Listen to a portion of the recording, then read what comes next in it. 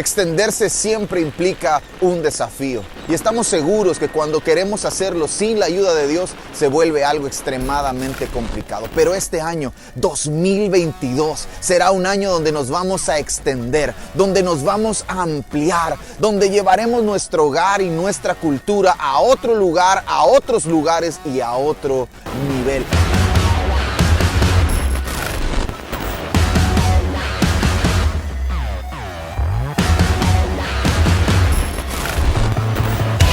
Será un año donde seguiremos creciendo, donde seguiremos multiplicándonos, donde no nos faltará la provisión de Dios para la visión que Él mismo nos está entregando. Y por supuesto, seguiremos haciendo honor a nuestro nombre. Restauración seguirá siendo parte de nuestra cultura, de nuestra genética, de algo que hacemos, porque eso somos, Iglesia Restauración.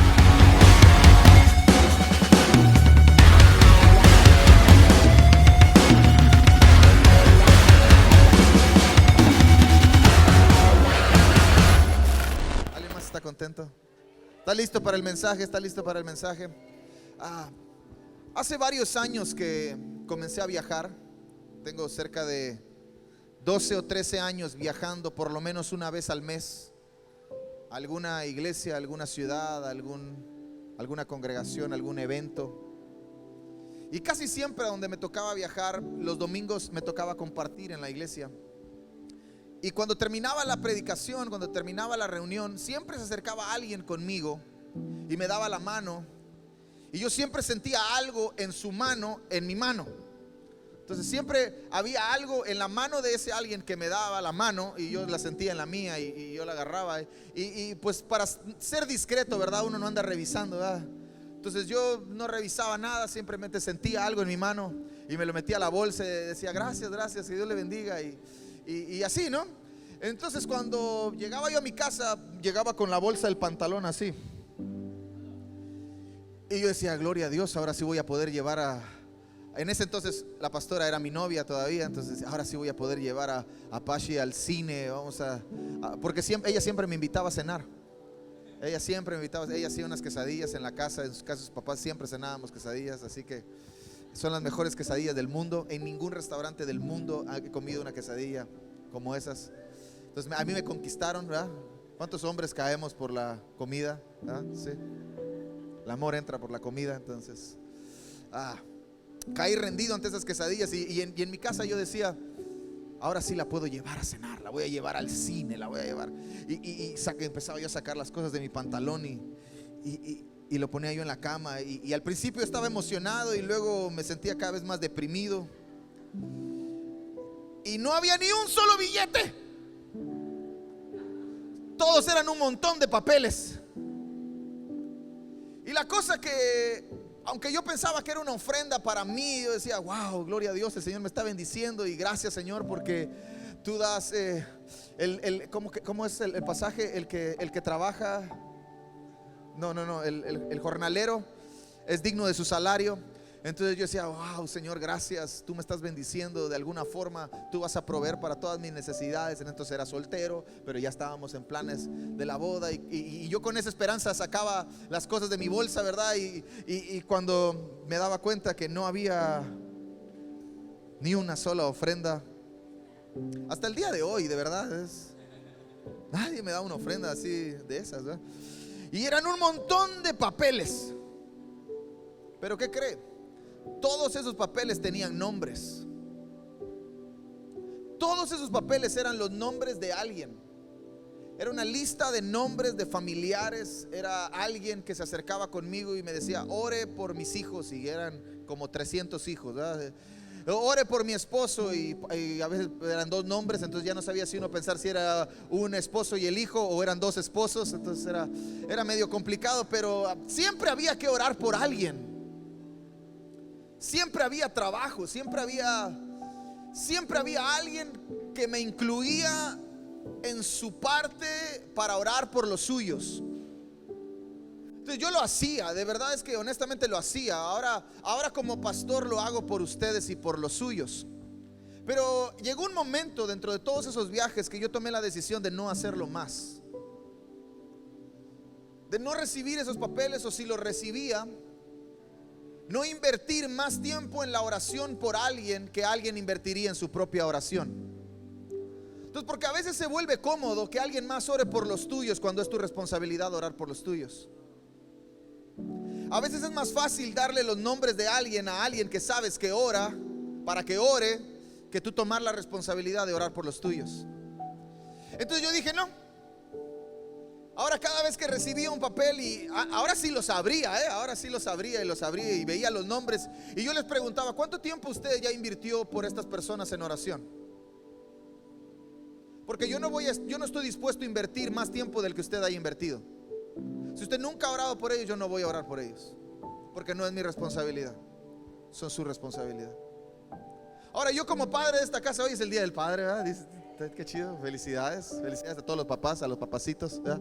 Felicidades. Y yo como padre ahora de esta casa, pues mi responsabilidad es orar por mis hijos. Ahora yo no solamente tengo 2 hijas, ahora tengo más hijos, algunos más grandes que yo, algunos más jóvenes que yo, algunos más flaquitos que yo, algunos más gorditos que yo, ninguno más guapo que yo, pero está bien, es lo que hay, ¿ya? Pero ahora tengo una responsabilidad, ahora entiendo que soy padre de una casa y que tengo que orar por ustedes, y lo disfruto mucho pasar tiempo con Dios y hablarle de Dios a ustedes y hablarle a Dios de ustedes, disfruto mucho eso. Pero ahora ya cuando viajo ya no tomo el tiempo para orar por otros, porque yo no sé si esos otros están orando por los suyos. Y a veces uno carga con la responsabilidad que le corresponde a otros, y de eso quiero hablarle esta mañana, porque la sanidad de las naciones comienza por la casa. Eso es algo que usted y yo tenemos que grabarnos, tenemos que guardar en nuestro corazón. Todo lo bueno que queremos ver en las naciones, todo lo bueno que queremos ver en nuestra ciudad, todo lo bueno que queremos ver en nuestro entorno, tiene un punto de partida, y el punto de partida es nuestra casa, es nuestra familia, es nuestro círculo más cercano, es nuestro primer círculo, es lo que tenemos que cuidar, porque desde ahí todo lo demás se va a difundir. No funciona de afuera hacia adentro, dígalo conmigo, no funciona de afuera hacia adentro, funciona de adentro hacia afuera. Entonces, si todo está bien en la casa, todo va a estar bien a nuestro alrededor. Aunque no todo esté bien alrededor, todo va a estar bien, porque todo lo que importa está bien. Entonces, muchas cosas pueden suceder cuando Jesús entra a una casa.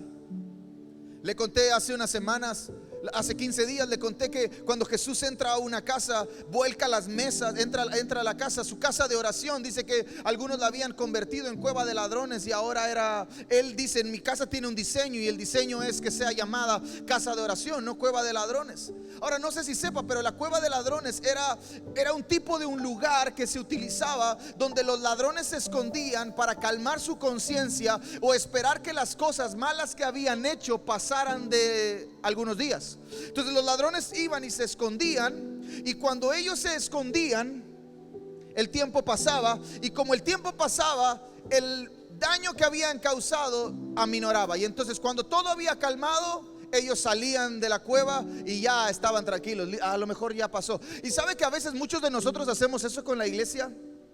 Venimos el domingo solamente a calmar nuestra conciencia de todo lo que hicimos en la semana.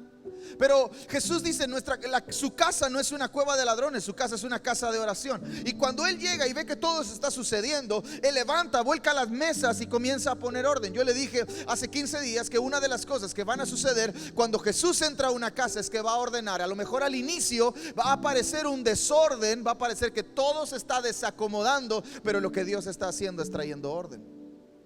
Otras de las cosas que suceden cuando Jesús entra a una casa son milagros. Hay un montón de historias en los evangelios donde usted se va a encontrar que Jesús entra a una casa. Es más, entró a la casa de la suegra de Pedro.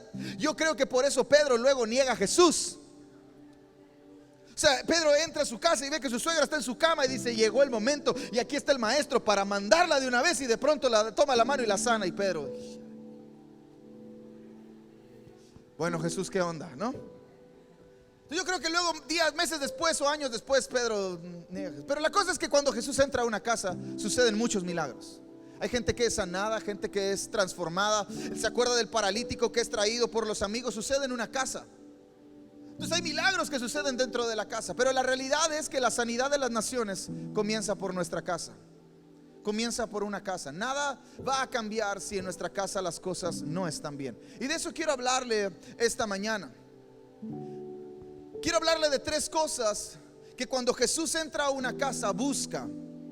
Jesús entra buscando a nuestras casas algo, y cuando lo encuentra, yo me imagino que su corazón se alegra, celebra, disfruta. Pero cuando no lo encuentra, está dispuesto a pasar el tiempo que sea necesario para formarlo. Diga conmigo, formarlo. Porque Jesús todo lo que toma lo tiene que formar. El Padre todo lo que levanta lo tiene que formar. Primero lo crea, luego lo forma. ¿Se acuerda de Adán? Y creó Dios al hombre y a la mujer, y los creó a su imagen y a semejanza. Y luego dice que tomó del polvo y formó a Adán. Entonces primero lo crea, luego lo forma. Lo crea en su mente, lo crea con su voz y luego lo forma con sus manos. Entonces cuando Jesús entra a una casa y empieza a buscar estas tres cosas de las que quiero hablarle esta mañana y no las encuentra, Él se va a tomar el tiempo de formarla. Diga conmigo, formarla. Ahora, eso no va a ser sencillo, eso no va a ser muy agradable, eso no va a ser un deleite, eso va a ser algo extraordinario cuando el proceso de formación termine. Pero mientras el proceso de formación se da, es probable que usted y yo sintamos que algo no anda bien. ¿Está conmigo? ¿Quiere escuchar estas tres cosas? Le hablé de la hija de Jairo hace 15 días, y cuando la hija de Jairo es despertada, los únicos que estaban en la casa eran los padres de la niña, Jesús y 3 de sus discípulos. Y cuando la niña despierta, Jesús dice: entréguensela a sus padres. A sus padres les dice: denles de comer. Tiempo después, Jesús resucita a un niño que iba camino al cementerio. Estaba ya en el ataúd, estaba ya en la... ¿Te imaginas esa escena? Qué increíble, ¿no? Está ya ahí tieso.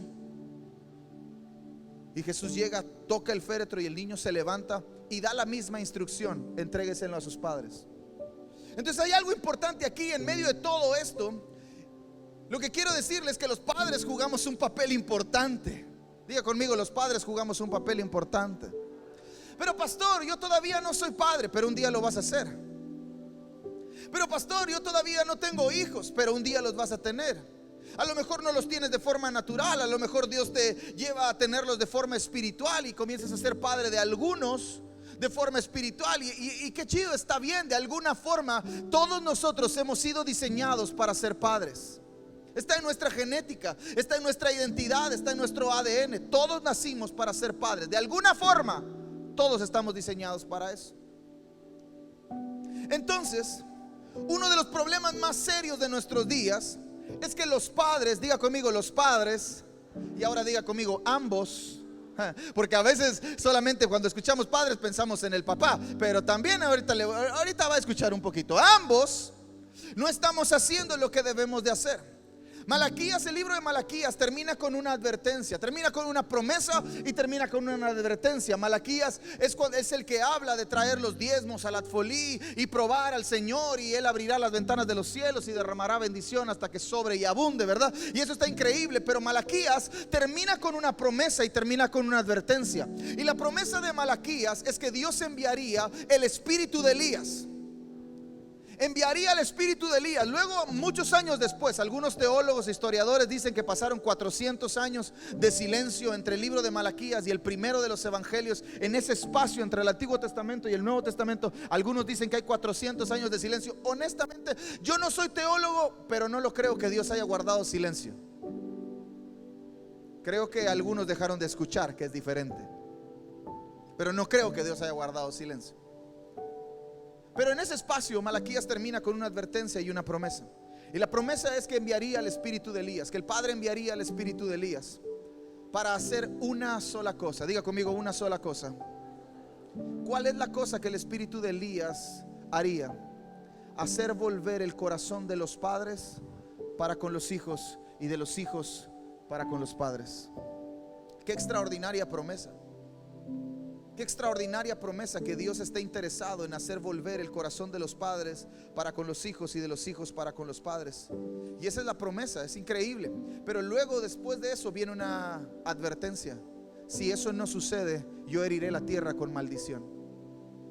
Entonces, uno de los mayores problemas de nuestro tiempo es que los padres, ambos, no estamos haciendo lo que tenemos que hacer. Y una de las maldiciones más terribles que pueden estar sobre la faz de la tierra es que Dios mismo nos hiera por causa de que el corazón de los padres está lejos de los hijos y el corazón de los hijos está lejos de los padres. Entonces el problema no es la sociedad. El problema no son las ideologías de género. El problema no es el comunismo. El problema no es el dinero. El problema no es eso. El problema real es que el corazón de los padres está lejos del corazón de los hijos, y el corazón de los hijos está lejos del corazón de los padres. Y eso es algo muy serio. Y de las tres cosas que quiero hablarle es que si Dios tiene que hacer volver el corazón, eso quiere decir que el corazón no está donde tiene que estar, y que eso iba a provocar algo que usted y yo no queremos vivir. Y las tres cosas de las que quiero hablarle que tienen que ser formadas, diga conmigo, formadas, son paternidad correcta, paternidad, dígalo conmigo, paternidad, mujeres sabias y un altar de adoración. Son tres cosas que si no están dentro de nuestra casa, si cuando Jesús entra en nuestra casa no las encuentra, son tres cosas que Él se va a tomar el tiempo de formar: paternidad, mujeres sabias y un altar de adoración. Ahora, ¿qué es esto de paternidad? Algunos dicen que el mal del siglo es la ansiedad. ¿Alguien ha escuchado eso? Sí, la ansiedad, la depresión, todo eso. Para mí el mal del siglo sí puede ser la ansiedad, pero el mal de los siglos es la orfandad. Quizás el mal de este siglo es la ansiedad, pero el mal de todos los siglos es la orfandad. Que eso exactamente es lo que Jesús resolvió. Usted y yo éramos huérfanos por causa de nuestro pecado. Pastor, pero yo no pequé. Pero por culpa de uno entró el pecado, pero por culpa de uno entró la vida también. Entonces todos nacimos así, ya. Entonces Dios tenía que resolver eso, porque no es que se extrañara a gente, sino que extrañaba a hijos. No es que quisiera tener muchas cosas, sino es que quería tener una familia. Entonces Dios resuelve el problema de la orfandad. Pero ahora hay todo eso que nos está arrastrando. Y muchos de nosotros, cuando llegan estos días, el día del padre, el día de la madre, la realidad es que es un sufrimiento interno. No lo decimos, no lo expresamos, quizás sonreímos, quizás, sí, felicitamos a dos o tres, pero aquí adentro hay algo que retuerce todavía, porque la realidad es que todavía sufrimos de un problema de orfandad. Porque hay una mala paternidad, porque no hay una paternidad. Ahora, usted y yo no escogemos la familia en la que nacemos, ¿verdad que sí? O alguien escogió. Alguien estaba ahí con el padre y dijo: yo quiero nacer ahí. Yo si hubiera escogido hubiera dicho: yo quiero nacer en Europa, o sea, quiero ser escandinavo o algo así, ¿eh? Pero no, me tocó nacer en Campeche y ser medio maya. Yo no escogí dónde nacer. No escogí los padres que me tocaron, ¿verdad? Yo no escogí los padres que me tocaron, pero sí puedo escoger el padre que quiero ser. Yo no pude escoger la familia en la que me tocó, pero sí puedo escoger el tipo de padre que quiero ser. Y eso es realmente paternidad. Hay un ejemplo clarísimo en la Biblia, en el segundo libro de Crónicas, capítulo 33, 34 y 35. No lo busque porque son bastante largos. Pero en estos capítulos del segundo libro de Crónicas habla de tres personas que nos dan el claro ejemplo de que usted y yo no escogemos la familia en la que nacemos, pero sí escogemos el tipo de padre que queremos ser. Habla de un hombre llamado Manasés. Manasés, dice la historia, que hace lo malo delante de Dios y le va mal. Luego Manasés tiene un hijo que se llama Amón. Y Amón hace lo malo delante de los ojos de Dios. Y Amón tiene un hijo que se llama Josías.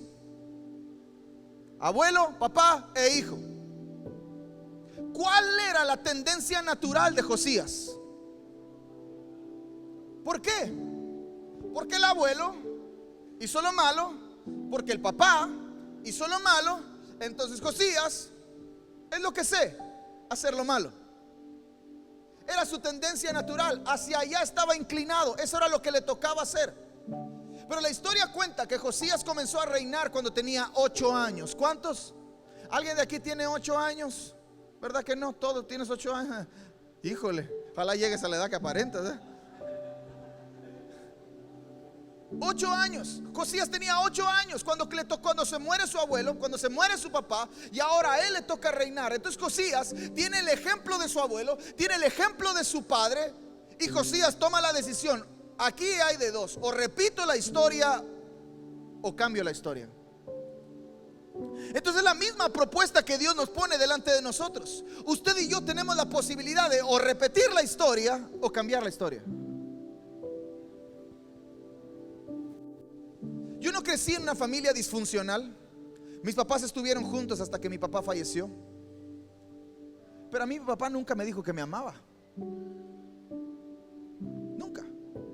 Sus días más cercanos a decirme que me amaba o que me quería eran los 31 de diciembre, los 24 de diciembre, cuando toda la familia estaba ahí.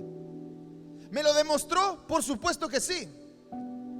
Porque él era de los viejos. Mi papá cuando yo nací ya era mayor, tenía más de 40 años cuando yo nací. Entonces él era de los viejos que pensaba: voy a trabajar para que no les falte nada, aunque al hijo le falte todo. Entonces esa mentalidad nos sigue persiguiendo hasta hoy. Muchos de nosotros invertimos toda nuestra vida para que a nuestros hijos no les falte nada, cuando la realidad es que le faltamos nosotros. Nos desgastamos en trabajar, nos desgastamos en producir, pero lo que ellos necesitan no es eso, sino nosotros. Yo no necesitaba que mi papá hiciera un montón de cosas. Qué chido que las hizo, gracias a Dios que las hizo. Yo lo que necesitaba era que me fuera a ver jugar fútbol. Nunca fue a verme jugar fútbol.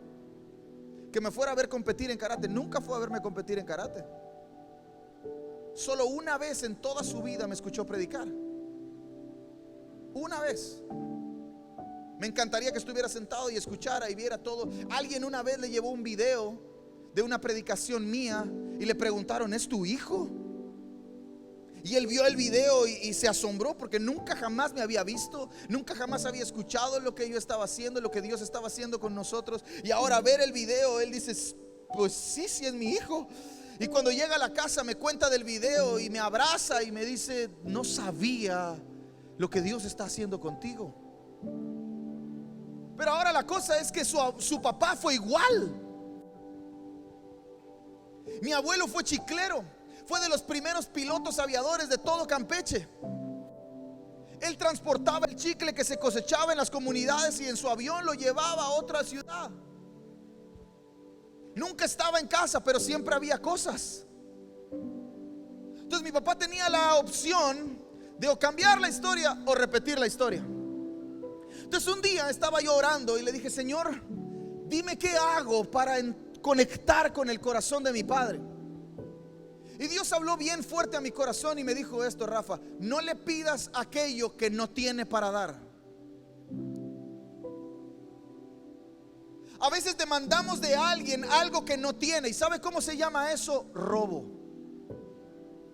Y a veces le estaba robando a mi papá algo que él no tenía para dar. Yo le pedía que me amara, pero el que ha conocido a Dios ha conocido. Entonces, como mi papá no conocía a Dios, no podía amarme. Entonces Dios me dijo: hey, no le pidas algo que él no tiene para dar. Pero Toño, ahora tú sí tienes para dar.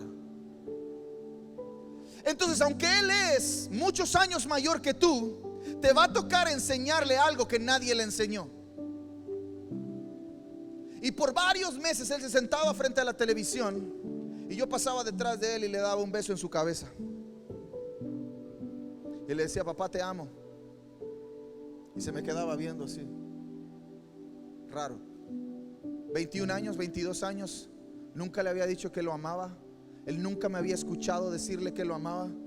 Él nunca me había dicho que me amaba. Por varios meses pasaba yo detrás de él, le besaba yo su cabeza blanca. Tenía el pelo canoso. Yo tengo esperanza de tener mi pelo canoso. Me encantaría tener el pelo así como el hermano Alfonso, así lleno de sabiduría, ¿verdad? Me encantaría tener como el de no, ese no es. Me encantaría. Porque él lo tenía así. Mis hermanos mayores ya tienen muchas canas, entonces yo estoy orando: Señor, por favor. Pero la familia de mi mamá, ninguna tenía canas. Entonces tenemos un problema ahí. Entonces yo pasaba detrás de él y le daba un beso en la cabeza y le decía: papi, te amo. Y me iba a la cocina, regresaba y se me quedaba viendo. Y por varios meses fue así, varios meses. De pronto un día Él sabía que yo iba a hacer eso. Lo había hecho por varios meses. Entonces, antes de yo pasar detrás de él, él se pone de pie y me voltea a ver y me dice: espérate, antes de que tú digas algo, quiero decirte que yo también te amo. Una de las cosas más difíciles que mi papá me dijo fue: estoy decepcionado de ti. Troné la universidad, troné una materia en la universidad. Por una materia en la universidad fue la cosa más desastrosa que pude haber enfrentado en muchos años. Pero cuando él se enteró que yo había reprobado esa materia, me dijo: Toño, lo único que tienes que hacer es estudiar. Me he esforzado para que no te falte nada. Me he esforzado para que cumplas con lo que tienes que hacer. Tienes todo lo que necesitas. Estoy decepcionado de ti. Mi mundo se despedazó, se desmoronó por completo. Si nunca me había dicho que me amaba, y ahora estaba diciendo que estaba decepcionado de mí. Entonces, después de que conocí a Jesús, me esforcé por amarlo, por enseñarle algo que él no tenía, por darle algo que él nunca había recibido, porque él aprendiera algo que nadie nunca le había enseñado, aunque yo fuera su hijo, porque ahora yo sí lo tenía y él no. Estoy seguro que de chiquito probablemente me habrá dicho que me amaba, pero el tiempo pasó y las cosas cambiaron. Y antes de morir, un año y medio quizás antes de morir, veníamos manejando, me encantaba viajar con él en carretera. Nunca le había pedido perdón por haber fallado en la escuela. Y ese día en una carretera en Campeche le dije: papá, quiero pedirte perdón. Habían pasado varios años. Quiero pedirte perdón por no haber cumplido las expectativas que tenías conmigo para la escuela. Me descuidé, me distraje. Ha sido tiempo difícil para mí. Quiero que me perdones. Detuvo el carro. En medio de la carretera detuvo el carro. Se volteó. Me dijo: Toño, hoy acabas de aprender lo que hacen los hombres. Los hombres saben reconocer sus errores. Los hombres saben pedir perdón. Y los hombres saben corregir el camino. Me dijo: Toño, estoy orgulloso de ti. No le pidas a alguien algo que no tiene para dar, pero si tú lo tienes, dáselo. Muchos de nosotros hemos sido expuestos a una mala paternidad. Muchos de nosotros no tenemos un padre. Muchos de nosotros tuvimos un padre violento en casa. Tuvimos un padre ausente en casa. Tuvimos un padre indiferente en casa. Algunos quizá ni conocen a su padre. Y ese es el caso de miles de personas en el mundo. Porque el problema no es la sociedad. El problema es la orfandad. El mal de los siglos es la orfandad. Y hay algo dentro de nosotros que nos hace sentirnos huérfanos. Por eso no encajamos en ningún lugar. Por eso tratamos de agradar a un montón.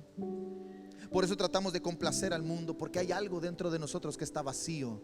Hay un hueco que solo se puede llenar con la paternidad correcta, con la paternidad del padre. Josías, Amón y Manasés son eso. Manasés traía un mal ejemplo, Amón traía un mal ejemplo. Josías tiene la decisión de o escribe la misma historia o escribe una nueva historia. Entonces la historia nos cuenta que Josías hizo lo recto delante de los ojos de Dios, como David, su padre. Ahora, David no era su padre, ni siquiera era su abuelo. Era como su tatarabuelo. Entonces, amados padres, papá, mamá, ambos, que usted y yo hayamos tenido una mala paternidad no nos exenta de ser un buen modelo de padres. No nos podemos esconder detrás del es que yo no tuve papá, es que yo no tuve mamá, es que así me enseñaron a mí. Es que usted y yo no tenemos ese permiso. No podemos escondernos detrás de eso, porque nadie nace sabiendo, pero todos estamos aprendiendo. Ahora hay una pregunta clave: ¿de quién estamos aprendiendo? Porque Josías no aprende del abuelo, no aprende de su padre, escoge de quién aprender. Y usted y yo tenemos un modelo de quién aprender. ¿De quién? El Padre. Tenemos un Padre en los cielos. Él hace habitar en la familia a los huérfanos. Usted y yo antes éramos huérfanos, pero ahora tenemos una familia. Usted y yo antes estábamos alejados, pero ahora somos hijos. Entonces Josías escoge a qué familia quiere hacer caso, de qué linaje quiere tomar el modelo. Porque usted y yo nadie nace sabiendo. Hay un manual para padres, hay un montón de libros para padres, pero la realidad es que nadie nace sabiendo. A todos nos meten ahí.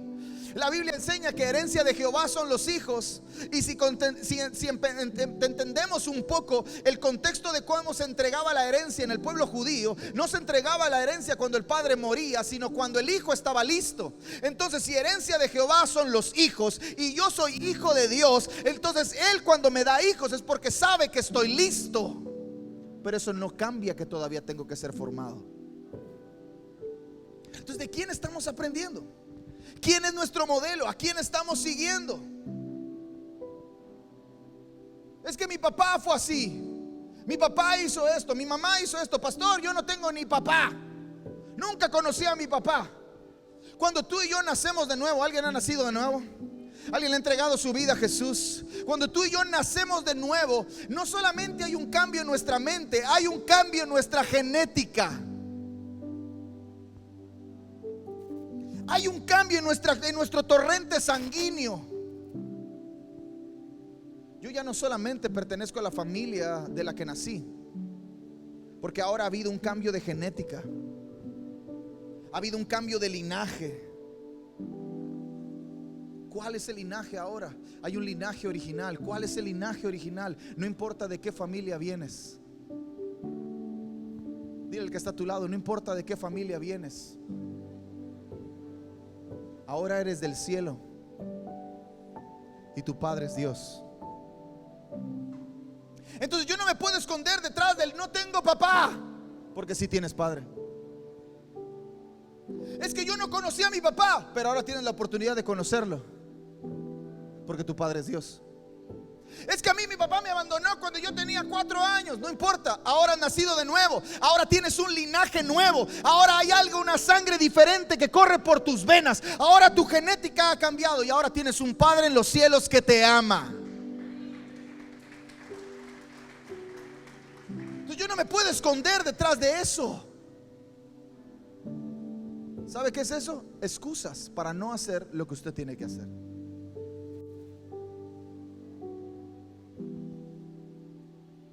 Pero ¿cómo se ve una paternidad correcta?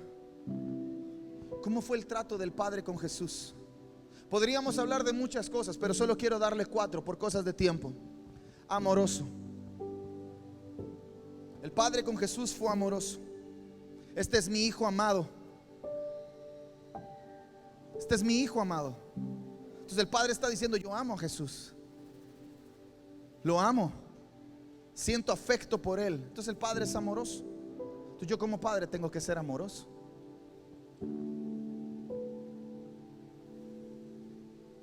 El Padre también con Jesús fue lleno de gracia. La historia dice que Jesús crecía en sabiduría y en gracia para con los hombres. Y uno solamente crece de lo que está lleno. Y Jesús estaba lleno de gracia.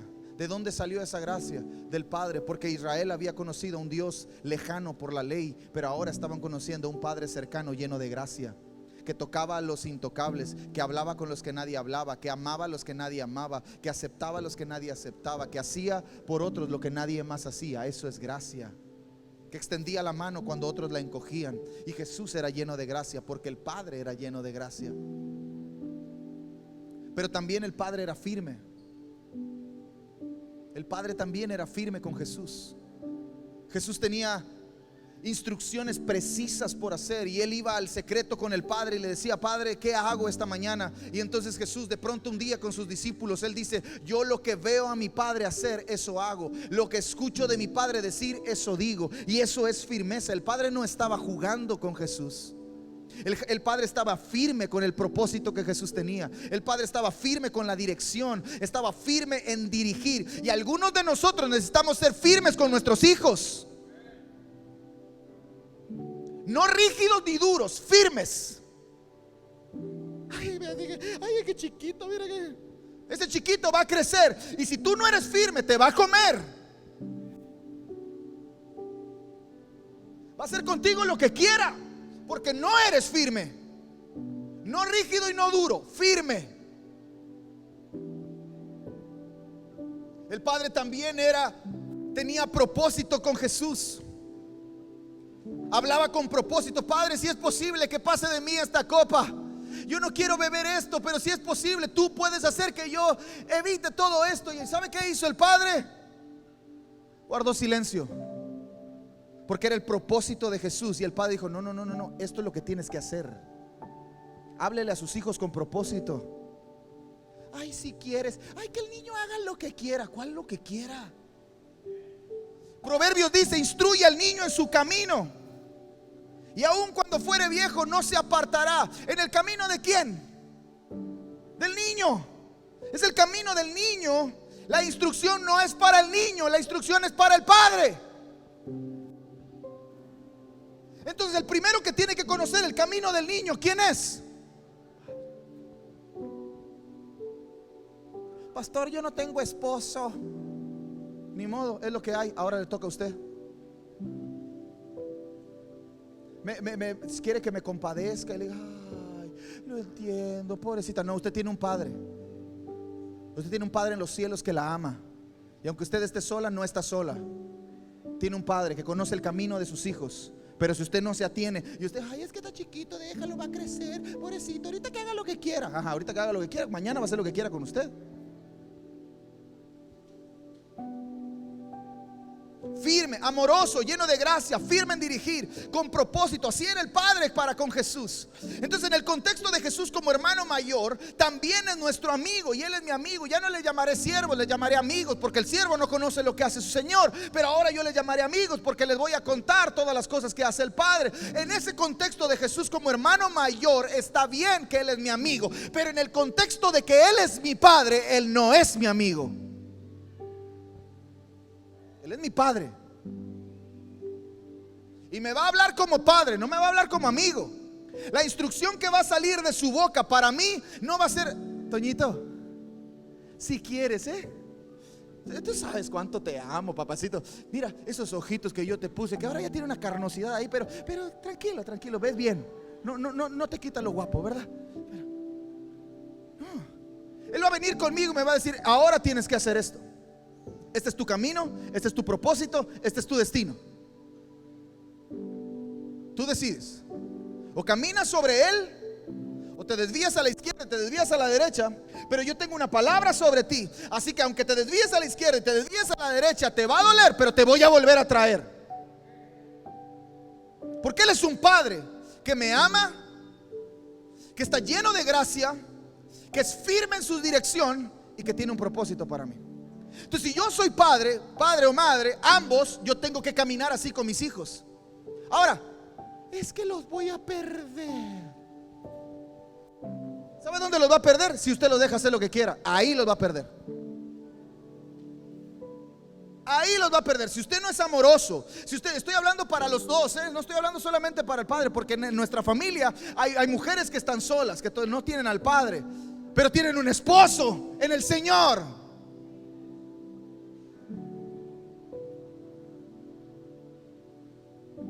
Sea amoroso, sea lleno de gracia, pero sea firme y hable con propósito.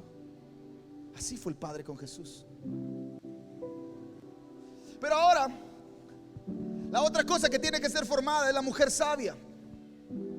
Proverbios capítulo 14 verso 1 dice que la mujer sabia edifica su casa, pero la necia con sus manos la destruye.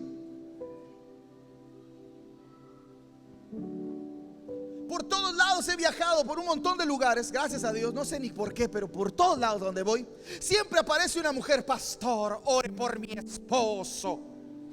Yo sé que tiene una palabra de Dios sobre él y que él un día va a ser un siervo de Jehová.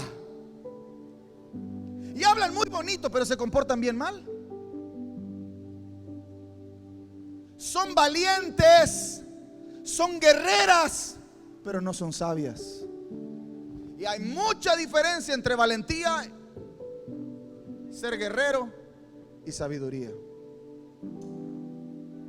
Pero es que yo voy a guerrear por él y voy a clamar por él. Está bien, haga todo lo que quiera. Haga todo lo que quiera por eso, pero viva como una mujer sabia. Sea valiente, sea guerrera, pelee, clame, interceda, llore, ayune, pacte, haga lo que quiera, póngase de cabeza, prenda la veladora, haga lo que quiera, pero sea sabia. Hay hombres que no quieren volver a su casa porque en la casa tienen una mujer que es más complicada que una gotera, dice la Biblia. Es difícil. Es difícil, es tan malo una gotera como una mujer que busca pleitos todo el tiempo, dice Proverbios. Yo no estoy hablando de ser valiente. Conozco y creo con todo mi corazón que dentro de nuestra familia hay mujeres valientes, hay mujeres guerreras, pero mi deseo como pastor es que se comiencen a levantar mujeres sabias, que escogen bien las batallas, que saben cómo hablar, que saben cómo conducirse, saben cómo comportarse, que algunos de sus esposos no son creyentes y no andan, es que mi esposo no cree, ya lo voy a dejar. Lea lo que dice la Biblia. No es un mandato del Señor, es un mandato del apóstol Pablo. Y la mujer que tiene un esposo incrédulo, que no lo abandone, porque por causa de que ella es creyente, él es santificado. Usted pensó que yo le iba a abrazar, ya el pastor nos extrañaba. Yo quiero que usted se levante como una mujer sabia. Yo entiendo que es valiente, yo entiendo que es guerrera y que clama y que pelea, pero tenga sabiduría, porque con sabiduría se hace la guerra. No es con ejércitos, no es con grandes ruidos, no es con números, es con sabiduría. Y algunas mujeres están perdiendo la batalla en su casa, con sus hijos y con sus esposos, por falta de sabiduría. No por falta de valor, sino por falta de sabiduría. ¿Y cómo se ve una mujer sabia? Honra, es la primera cosa. Honra, porque es la instrucción que Efesios capítulo 5 el apóstol Pablo le da a la mujer. Mujeres, honren a sus esposos. Mi esposo es un bueno para nada, no sirve, incrédulo, pecador, impío. ¿Cuándo va a cambiar así si está atado a sus palabras? Y usted le puso un amarre ahí.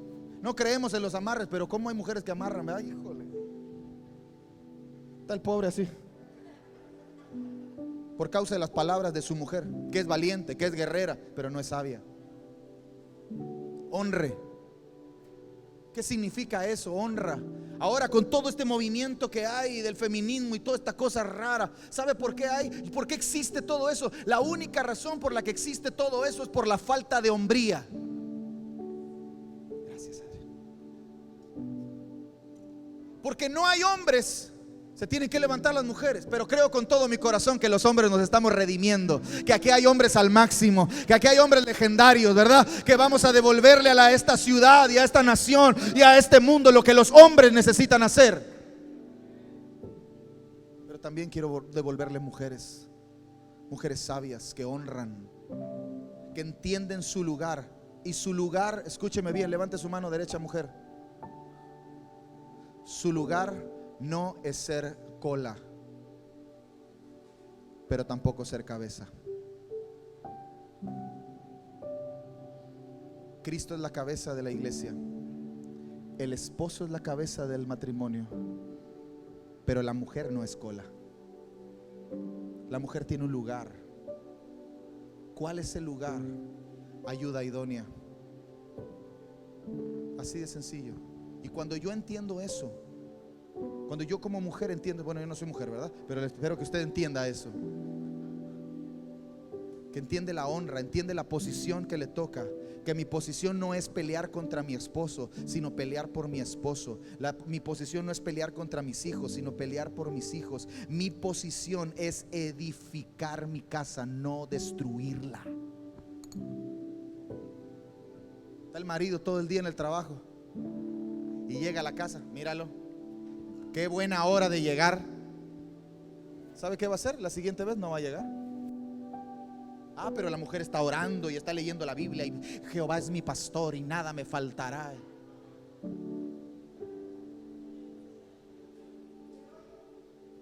Yo sé que esas no están con nosotros, esas se congregan en otro lado. Segunda cosa, que cómo se ve una mujer sabia, instruye. ¿Sabe que a los niños de la cultura hebrea se los entregaban a las mamás para que las mamás los instruyeran? Los instruyeran en la ley. El papá no enseñaba la ley, la que enseñaba la ley era la mamá. La mamá se sabía la ley de memoria y la mamá se sentaba con los hijos y los instruía, les enseñaba. Tercer cosa, cuida. Cuarta cosa, edifica. Quinta cosa, protege. Una mujer sabia honra, instruye, cuida, edifica y protege. Desarrolle esas cosas en usted y le aseguro que su familia va a permanecer. Tercer cosa que creo que Jesús comienza a formar en nosotros cuando entra a una casa y no la encuentra. Probablemente encuentre una paternidad. A lo mejor hace falta una mujer sabia y comienza a formarla. Probablemente encuentre una paternidad y una mujer sabia, pero esta última cosa, esta tercera cosa no hay, entonces tiene que comenzar a formarla. A lo mejor encuentra una mujer sabia, a lo mejor encuentra un altar de adoración, pero le hace falta una paternidad sana, una paternidad correcta. Entonces Jesús toma el tiempo para formarla. Y esta última altar de adoración, yo quiero que levante su mano derecha conmigo y diga esto: mis hijos o los hijos harán lo que ven a los padres hacer y no harán lo que no ven a los padres hacer. Lee la Biblia. ¿Cuándo le vieron a usted leer la Biblia? Ahí tienes a los pobres maestros de chicos acá con todas las sillas acá y están los pobres maestros. Dale, niño, aplaude, levanta tus manos, canta, adora. Y este niño, pero volteas a ver al papá y está. Pues los niños hacen, los hijos hacen lo que ven a los padres hacer y no hacen lo que no ven a los padres hacer.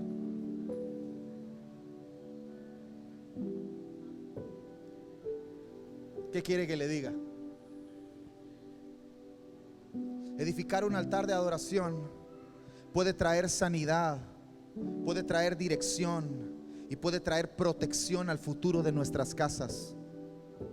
Cuando usted y yo levantamos un altar de adoración, nuestra casa se convierte en un punto de contacto del cielo con la tierra. Y eso crea un ambiente, un ámbito alrededor de nuestra casa que protege nuestra casa y protege a todo lo que está dentro de nuestra casa. Pero si usted espera levantar el altar de adoración cada domingo que viene a la iglesia, y eso más o menos porque tiene aquí a los pobres muchachos diciéndole levante las manos, cante, cierre los ojos, y hoy tenemos un buen día y su padre le ama y usted está todo frío, muerto, así como si tuviera un espasmo. Cuando usted llega a su casa, por eso viene el diablo, le pega 2 cachetadas y: ay, pastor, estoy pasando por momentos difíciles, siento que me desmayo. Claro, porque tu casa seguro nunca jamás has levantado un altar de adoración. Vives de domingo en domingo. ¿Y sabe qué? No hay batería que aguante.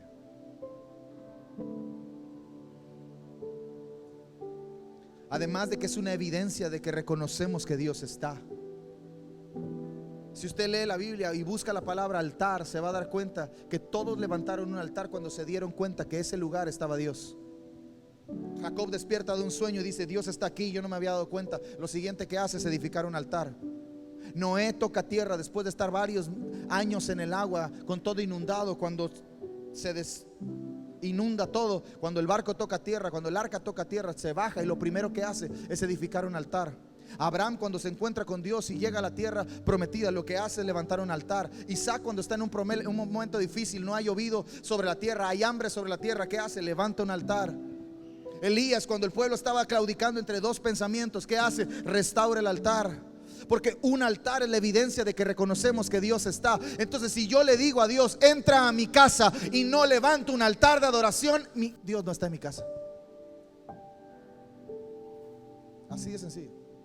Dios está en la iglesia porque esto es un altar de adoración. Esto no es un escenario, es un altar. Aunque le llamamos escenario y lo que quiera, pero es un altar. Cada uno de nosotros somos un altar. Y este altar se hace chido y se hace grande cuando nos juntamos. Pero imagínense que en cada casa, en cada supermanzana, en cada colonia, en cada trabajo, en cada escuela se levantara un altar de adoración, y ese altar creara un ámbito que protegiera todo. ¿Se imagina cómo sería nuestra ciudad? Entonces la sanidad de las naciones comienza por nuestra casa. La protección de sus hijos comienza por su casa. La protección de su futuro comienza por su casa. La protección de lo que usted tiene en las manos, de que Dios le ha entregado, comienza por su casa. No comienza desde aquí, desde el púlpito con el pastor, porque yo no vivo con usted, ni voy a vivir con usted. Ya vivió el varón y ya vivió Beto conmigo. Listo.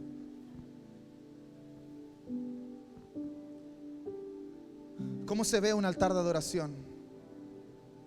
Número 1, adoración, música. ¿Qué suena en su casa?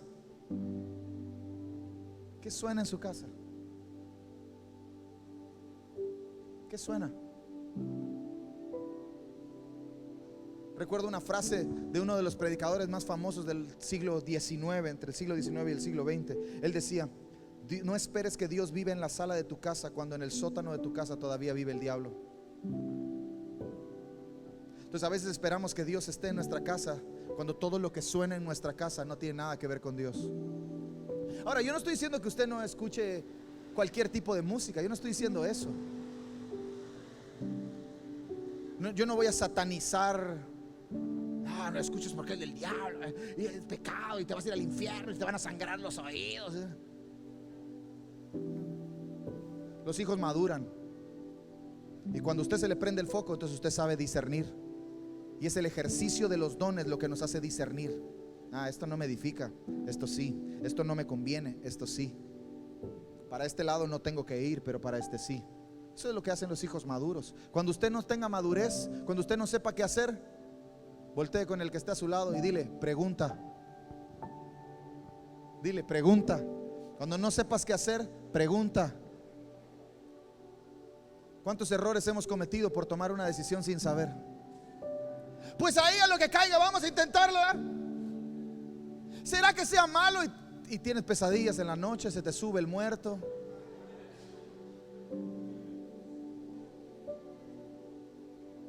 Adoración, música. Segunda cosa que se ve en un altar de adoración: instrucción. ¿Cuál es la instrucción? ¿De dónde viene la instrucción? De la palabra de Dios. Leemos todo menos la Biblia. Lee todo, lee Facebook, lee Instagram, lee Twitter, lee la tele, lee. No lee la Biblia. Recuerdo un concurso que hice con una persona que me dijo: a ver, vamos a buscarlo. La Biblia dice: ayúdate que yo te ayudaré. Dije: órale pues, ¿qué apuestas? La cena. Dale. Sigo esperando que me pague porque hasta ahorita no lo encontramos. Al que madruga, Dios lo ayuda. Y algunos de nosotros, esas son nuestras frases. Esa es nuestra instrucción. Haz lo que sientas en tu corazón. Si usted leyera la Biblia, usted sabría que esa cosa que usted tiene adentro, que bombea sangre, es la cosa más peligrosa para seguir. Pero algunos de nosotros, padres, adultos, maduros, le decimos a nuestros hijos: haz lo que te diga tu corazón.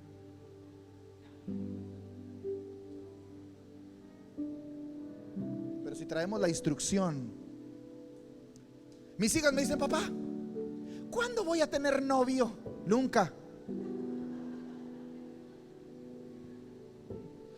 Yo cuando tenga hijos, tú no vas a tener hijos. Nunca te vas a ir de mi lado. Me vas a cuidar, me vas a poner mi pañal cuando yo esté viejito.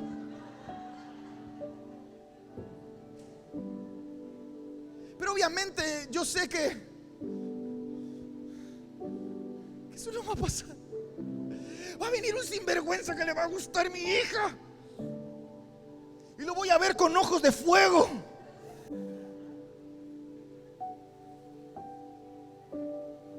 Pero a mí no me va a preocupar el otro lado.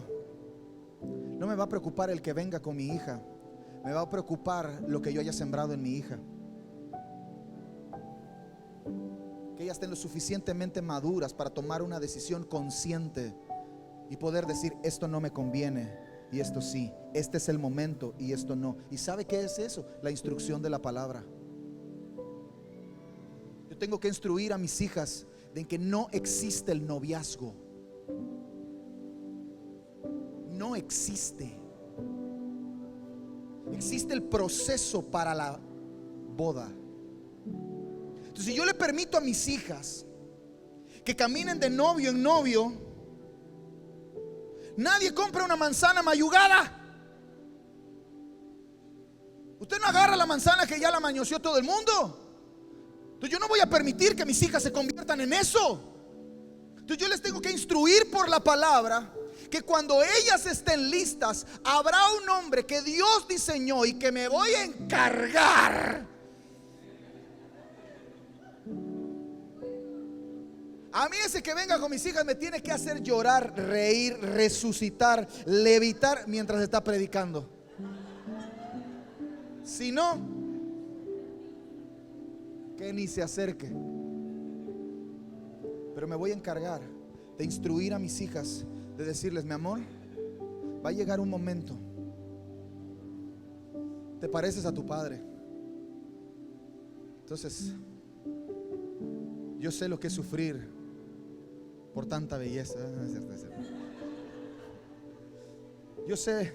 Entonces va a llegar alguien que va a querer seducir tu corazón, pero por la palabra yo habré tenido que instruir a mi hija para enseñarle. Ella no puede estar en ese juego hasta que no esté lista para dar el sí. Y el sí es: me quiero casar contigo. Mientras tanto, todos tienen un no, porque no existe. Pastores, usted es muy radical. Eso, a ver, lo quiero ver cuando... Me voy a morder la lengua y usted va a estar de testigo. Pero yo voy a dar mi vida por instruir a mis hijas, porque si quiero que las cosas cambien en esta nación, todo va a comenzar por mi casa. Algunos decimos: hay que dejarle un mejor mundo a nuestros hijos, ¿verdad? Y le estamos dejando una porquería de hijos al mundo.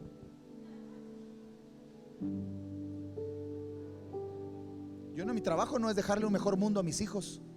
Mi trabajo es dejarle mejores hijos a este mundo que tanto los necesita. Mejores hombres, mejores mujeres, para que cuando ellas tengan que tomar las decisiones que transformen la identidad de este mundo, ellas puedan hacerlo. Mi trabajo no solamente es cambiar al mundo, mi trabajo es cambiar a mis hijas, edificar a mis hijas, instruir a mis hijas, formar a mis hijas por la palabra. Y la tercera cosa, devoción. Música, adoración, instrucción, devoción. ¿Qué es la devoción? Oración. Ponga a sus hijos a orar por los alimentos. Ay, que está chiquito. Póngalos a orar por los alimentos. Póngalos a orar antes de que se duerman.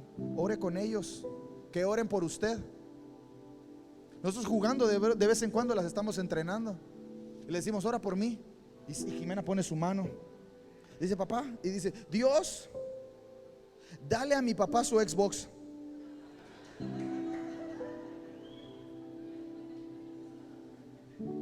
Es oración. Es oración. Pero hoy estamos en un lugar por causa de una oración de Ana Jimena. La casa donde hoy estamos es el resultado de una oración de Ana Jimena. No fue mía, no fue nuestra, fue de ella. ¿Quién sabe si tu destino está detrás de la oración de tus hijos? ¿Quién sabe si todo lo que Dios tiene para ti se activa y comienza a moverse después de que tus hijos oren por ti? Pero ¿cómo van a orar si nunca te ven orar?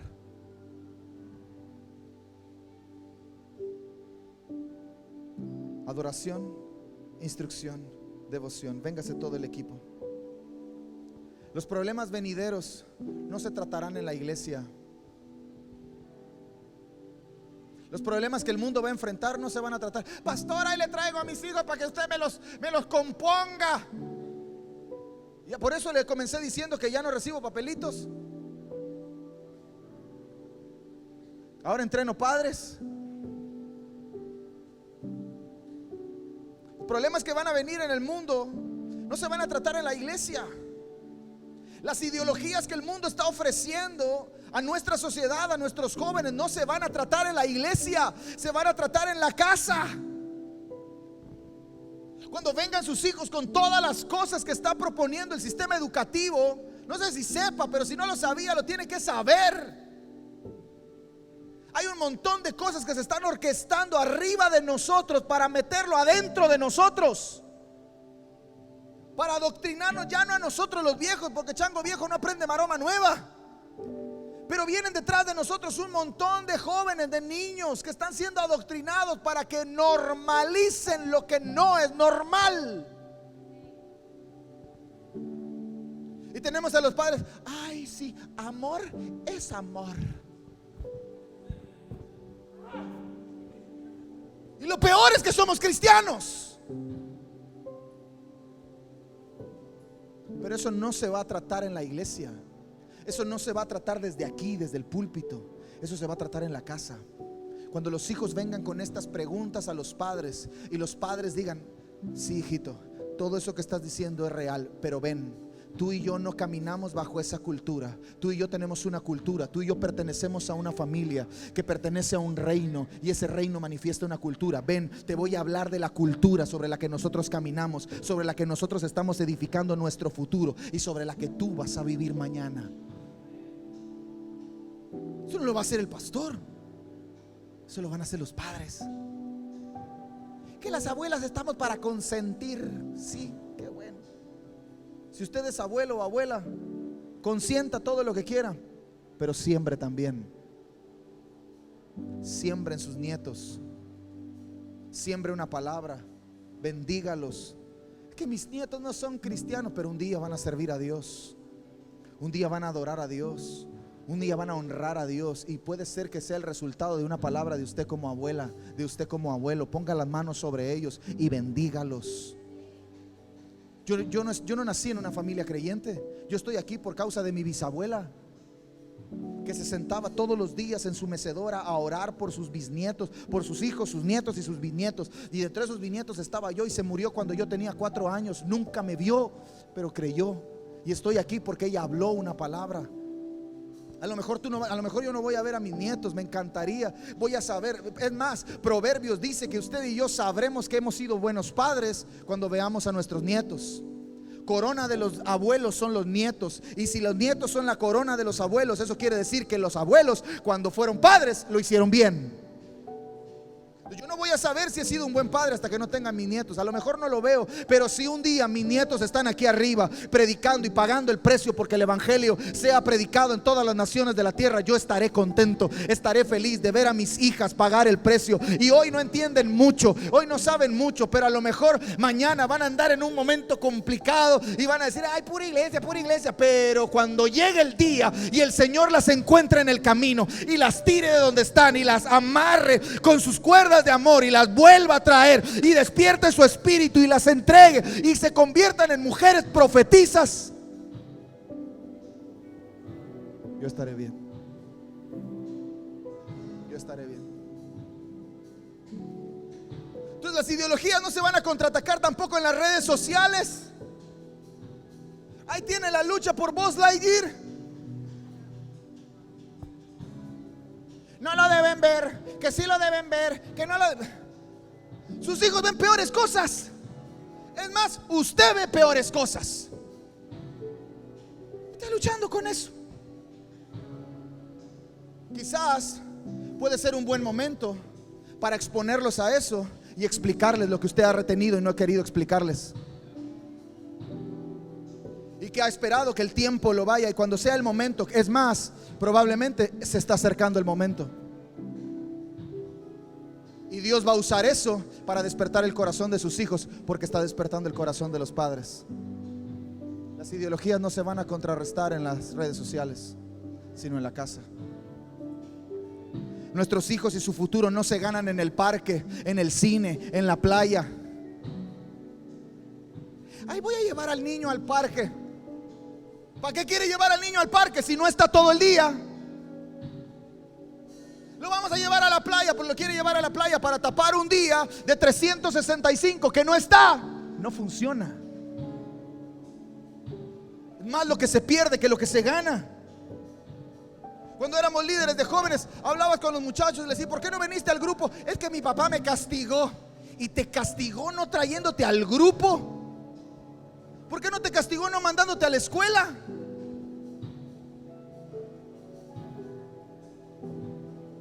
A veces los padres nos preocupamos por cosas temporales y no nos enfocamos en la vida eterna. El título que sus hijos van a ganar se va a quedar aquí, pero la salvación de su alma depende de su eternidad. Entonces preocúpese por su eternidad y no por lo temporal. Preocúpese, padres, preocupémonos por nuestros hijos, que nuestros hijos nazcan de nuevo, que nuestros hijos conozcan al Padre, que nuestros hijos tengan una relación con Dios, que nuestros hijos amen a Dios, honren a Dios, sirvan a Dios. Si terminan la carrera, qué bueno. Si terminan la universidad, qué chido. Si construyen un imperio con una empresa impresionante, gloria a Dios. Pero que lo primero que sea donde van a pasar su eternidad, usted y yo estemos seguros.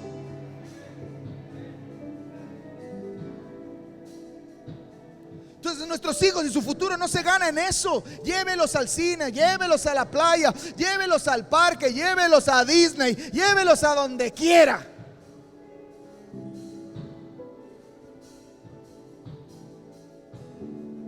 Pero gánelos en la casa.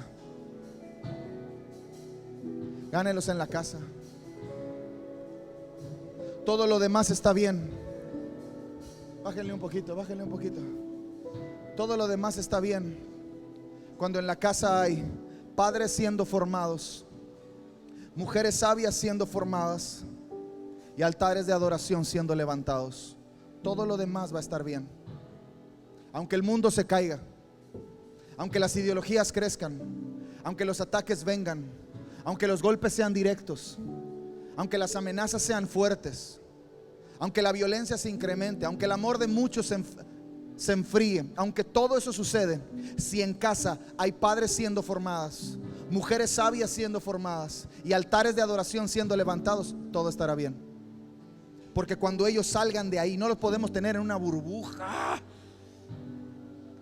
A mí me dicen: deberías meter a tus hijos en una escuela cristiana.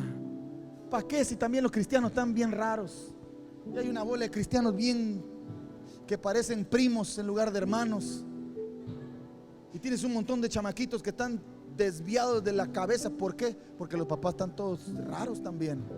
Entonces de nada me sirve meter a mis hijas en una escuela cristiana. De nada me sirve mantenerlas en una escuela secular, pública, de gobierno, impía, pecadora, como usted quiera llamarle. Si en mi casa no hay un padre que está siendo formado, no hay una madre sabia, una mujer sabia que está siendo formada, y si en mi casa no hay un altar de adoración que está siendo levantada, donde los meta. Pero si estas tres cosas hay, o están siendo formadas, también donde los meta,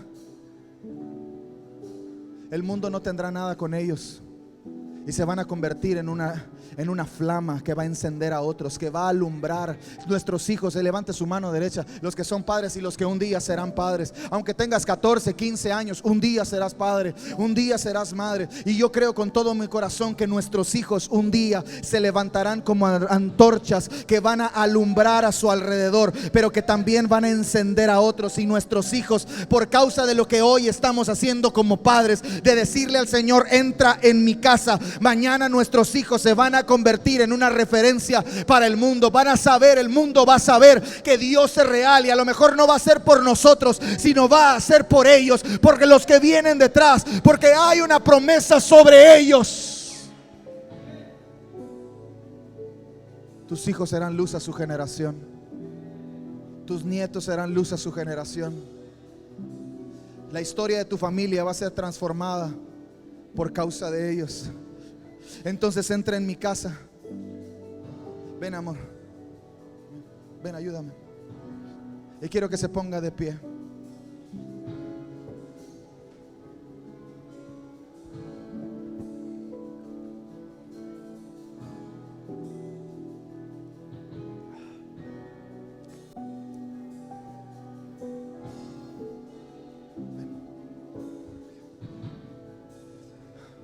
Eclesiastés dice: cordón de 3 dobleces no se rompe fácilmente, ¿verdad? Y mejor son 2 que 1, porque recibe mejor paga de su salario. Y uno vence a 1000 y 2 a 10,000. Pero da una clave, y la clave es espalda con espalda. Cuando en la casa hay una paternidad correcta, y hay una mujer sabia, y hay un altar de adoración sobre el cual nos paramos, yo puedo ver los enemigos que vienen de ese lado. A lo mejor no veo los enemigos que vienen a mis espaldas, pero mi mujer sabia sí los ve, y me va a ayudar a pelear por allá. Y yo voy a protegerla de este lado.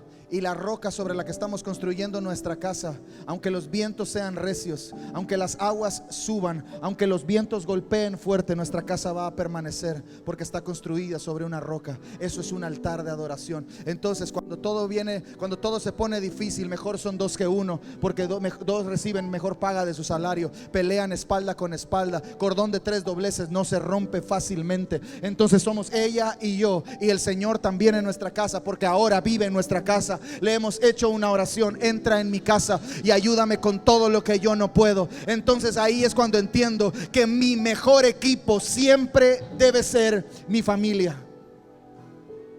Si yo hay alguien que necesito para orar, es a mi esposa. Si yo hay alguien que voy a necesitar mañana, van a ser a mis hijas. Y a lo mejor hoy solo somos 2, pero mañana un día estará Ana Jimena aquí, y un día estará Celita del otro lado, y juntos haremos y nos protegeremos. Hoy nos toca a nosotros ponerlas en medio y protegerlas a ellas, pero mañana se van a convertir en parte de nuestro ejército, y con ellas vamos a pelear, y con ellas vamos a edificar, y con ellas vamos a construir lo que tanto este mundo necesita.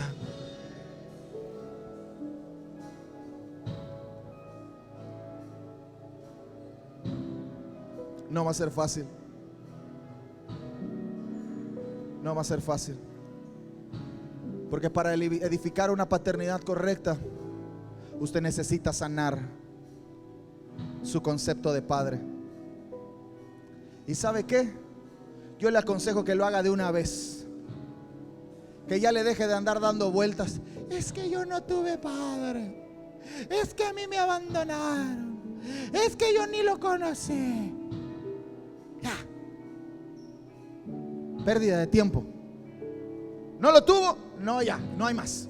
Pero ahora tiene un padre en los cielos. Ahora tiene un padre que le ama, que tiene una palabra sobre usted, que le creó y luego le formó, que antes de que usted naciera le entretejió en el vientre de su madre, e hizo todas las cosas y escribió un libro completo acerca de usted, y no se va a detener hasta que se haya cumplido todo lo que en ese libro está. Así que si usted no tuvo padre, ahora usted sabe que tiene un padre en los cielos que le ama y que está pendiente de usted. Así que yo que usted sanaría eso rápido. Hey, ¿qué tal? Hola, soy Toño del Río, pastor de Iglesia Restauración Cancún, y queremos agradecerte que hayas estado con nosotros en esta transmisión. Espero que el mensaje te haya bendecido, te haya animado, haya fortalecido tu fe, porque todavía queda mucho por hacer. Así que nos vemos en la próxima.